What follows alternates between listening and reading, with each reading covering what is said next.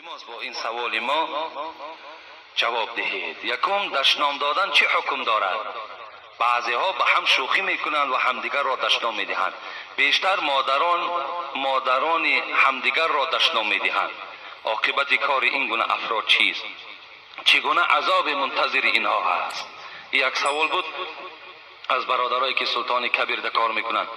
السلام علیکم ایشان حاجی میرزا، هزار شکر به سوی خدا که چی بهبودی های در اخلاق ما جوانان پیدا کرده ای و ما جوانان کولاب که در اکثر جایها می نشینیم در حق شما دعا میکنیم و از شما با یک خواهش که امروز جوانان زبان دشنام کننده دارند، یگان نصیحت بر این جوانان و دیگر شخصانی که از پیر و جوان، زن و مردی که دشنام میدهند میگفتید. ان شاء الله سخن شما به تاثیر نمیماند. یک گروه بچه های شهر کولاب. این سوالم گویم که از هم بچه های کولاب و هم از سوداگرهای شهر دوشنبه آمده است در باب دشنام دادن. جوانای عزیز، در اصل من در این یک خطبم در این اطراف این موضوع صحبت کرده بودم، لیکن باز میگویم که حبیب خدا گفتن المسلم من سلم المسلمون من ید و اللسان. حبیب خدا مسلمان نشانش گفتن. مسلمان کیست؟ حبیب خدا گفتن مسلمان آن کسی هست که از دست و زبان او کسی آزار نمی‌یابد. مسلمان کی بوده است؟ کسی که از دست و زبانش هیچ کس آزار نیابد. نه به دست نه به زبان کسی را آزار نمیدهیم. این علامت آدم مسلمان بوده است. آدمیت چیست؟ خود را دور از شر داشتن. شیخ سعدی آدم بیان کرده ایستاد است. آدم کیست؟ آدمیت چیست؟ یا آدمیت کیست؟ خود را دور از شر داشتن، خیرخواه خلق بودن، نفع بیزر داشتن. حضرت گفتن آدم آن کسی هست که از ضرر رسانیدن بر مردم خودش را محافظت میکند و آدم آن کسی هست که فقط فایدهش به مردم میرسد، ضرر او به مردم نمیرسد. اینا گفتن آدم میگویند. ببینید، اگر ما خواهیم که در جمله آدم باشیم، اگر خواهیم که در جمله آدم مسلمان باشیم، از روی حدیثی که در اول خواندم، باید که ما زبان آزاردهنده نداشته باشیم. من آدم گفته هستی کل جنبان. و حضرت مولوی جون خدا رحمت کند بسیار گویم که شاید غضبناک شد. یگان شخصی را پرسید آدمی؟ گفت بله. همین تا کلش جنبان گفت بله آدم. گفت یگان آدمی خیلی نادرست بوده است، خیلی آدمی دشنام کننده بوده است که پرسیده است من آدم گفته هستی کل جنبان، چرا داری مزاج خوی حیوان؟ چرا تو گفت طبیعت حیوانی داری؟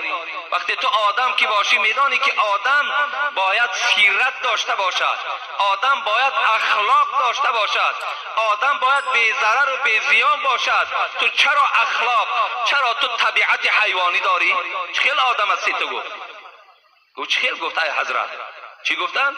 گهی چون سگ شوی در جنگ اخوان، گزی هر دیل را به زخمی دندان.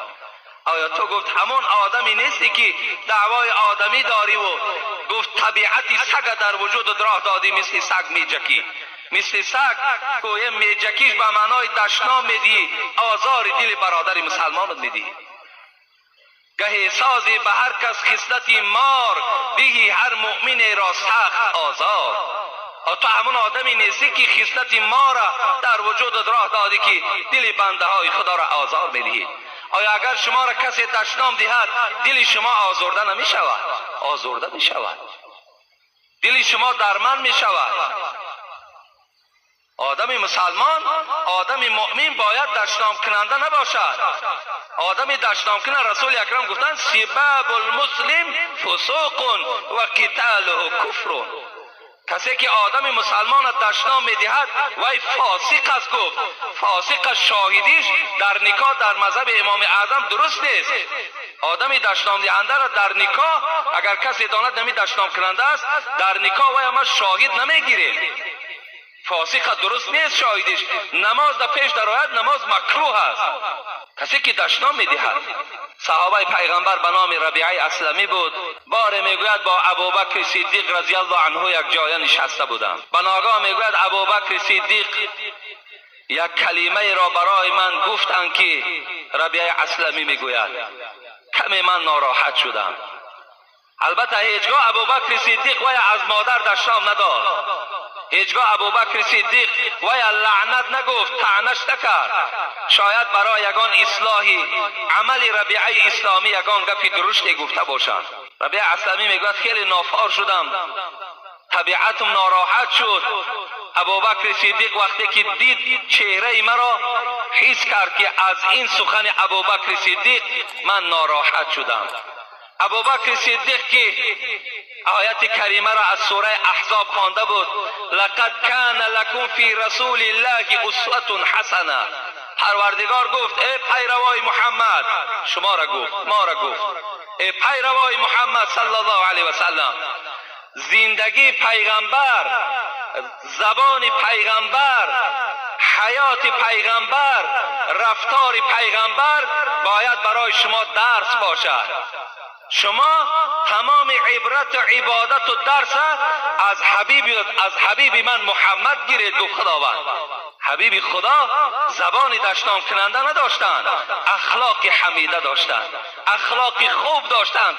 حضرت انس میگوید بهترین مردم از روی آداب حبیب خدا محمد صلی الله علیه و سلم است.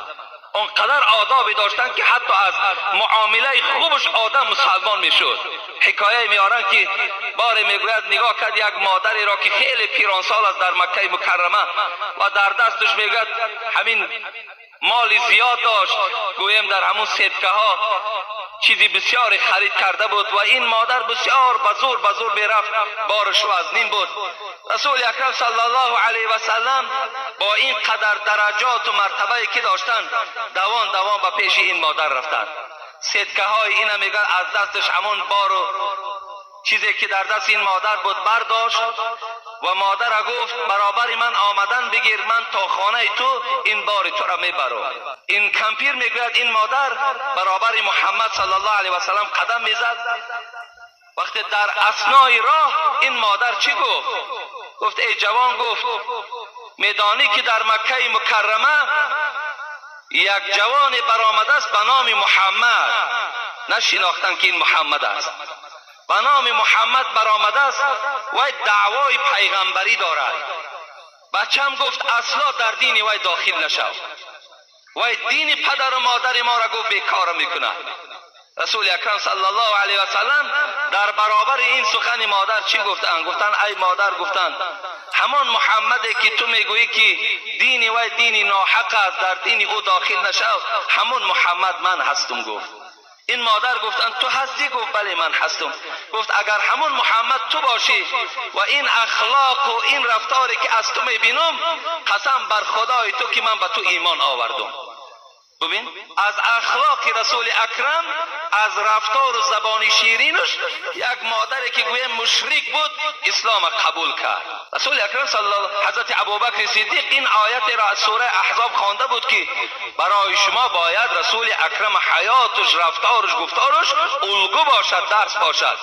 در حال میگوید به طرف ربیعه اسلمی چی گفت؟ ای ربیعه، گفت در برابر این سخن درشتی که من بر تو گفتم تو هم بر من بگو تا که برابر شوی. ابوبکر صدیق بهترین انسان بعد رسول اکرم، شخصی که با دو نفر پروردگار سلام فرستادگی است، یکی ابوبکر است، یکی حضرت خدیجه است، خسوری رسول اکرم صلی الله علیه و سلم، یکی از عشره مبشره. در حال حیات رسول اکرم گفت یا ابوبکر انت فی الجنه، تو جنتی هستی. امین ابوبکر صدیق چی گفت؟ در برابر این سخنی که من گفتم ای ربیعه، یک کلمه را تکرار کن که باید برابر شوی. ربیعه اسلمی گفتن نه، گفتن من نمیگویم. گفتن رسول حضرت ابوبکر چی گفتن؟ گفتن قسم به خدا اگر در برابر این سخن من چیزی بر من نگویی، بر رسول اکرم گفت من تو را خبر بدهم. نزد رسول الله از پشت تو گله میکنم. خیس از جاش میگد نزد رسول اکرم رفت. حضرت ابوبکر این بنی اسلمه اولادای ربیعه در اطراف ربیعه نشسته بودن، گفتن عجیب آدم بود، این کی بود؟ گفت هم سخن درشت میگوید، هم میگوید از بالای تو با نزد رسول اکرم شکایت میکنم. ربیعه گفت، این مردم گفت زبان تان نگه دارین، این ابوبکر است. گفت این ابوبکر است. گفت اگر با شرطی که ابوبکر از من ملال شود، رسول اکرم از من ملال می شود. گفت اگر رسول اکرم از من ملال شود، الله از من ملال می شود. از این خاطر گفت زبان حقارت از ابوبکر نگه دارید. و حضرت ربیعه میگوید از دنبال حضرت ابوبکر و نزد رسول اکرم آمد. گفت ای رسول اکرم، گفت ابوبکر صدیق یک سخن در برابر من گفت، من ناراحت شدم و مرا گفت مرا دشنام ده، من تا که برابر شوی من دشنام ندادم.